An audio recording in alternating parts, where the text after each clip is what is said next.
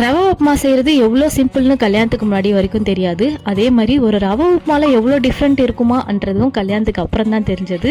எதுக்காக சொல்கிறேன்னா, எங்கள் வீட்டிலலாம் வந்து ரவா உப்புமா வந்து ரொம்ப தளன்னு தான் செய்வோம். கொஞ்சம் குழகுழன்னு இருக்கும் இல்லையா, அது மாதிரி அப்படி செஞ்சால் தான் எல்லாருக்குமே பிடிக்கும். கல்யாணத்துக்கு அப்புறம் அப்படியே ஆப்போசிட், இங்கே இருக்கிறவங்க எல்லாருக்குமே கொஞ்சம் ட்ரையாக இருக்கணும் அப்படி இருந்தால் தான் பிடிக்கும். அதே மாதிரி ஆயில் நிறையா சேர்த்தா தான் வந்து நல்லா வரும்ன்ற மாதிரி ஒரு இது இருக்குது. உப்புமாவில் மட்டும் இல்லைங்க, கல்யாணத்துக்கு அப்புறம் வாழ்க்கையில் நிறையா மாறும்னு யோசிச்சேன்னா சாப்பாடு விஷயத்துலேயே நிறையா மாறும்னு யோசிக்காம போயிட்டேன். அது வந்த புதுசில் தான் தெரிஞ்சது, என்னங்க இதெல்லாம் இருக்கா அப்படிலாம் இருக்கா அப்படின்ற மாதிரி தான் இருந்தது. நல்ல வேலை நான் எங்கள் அம்மா கிட்ட சமையல் பாதி கற்றுக்கல, லைட்டாக பேசிக் மட்டும் கற்றுக்கிட்டேன். ஃபுல்லாக அங்கே கற்றுருந்தா இங்கே வந்திருந்தா யோசே இல்லை கண்டிப்பாக. ஏன்னா இங்கே வந்து வேறு மாதிரி இருக்குது சமையல் எல்லாமே.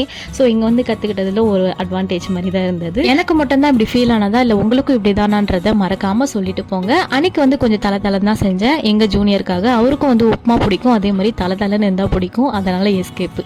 டாட்டா.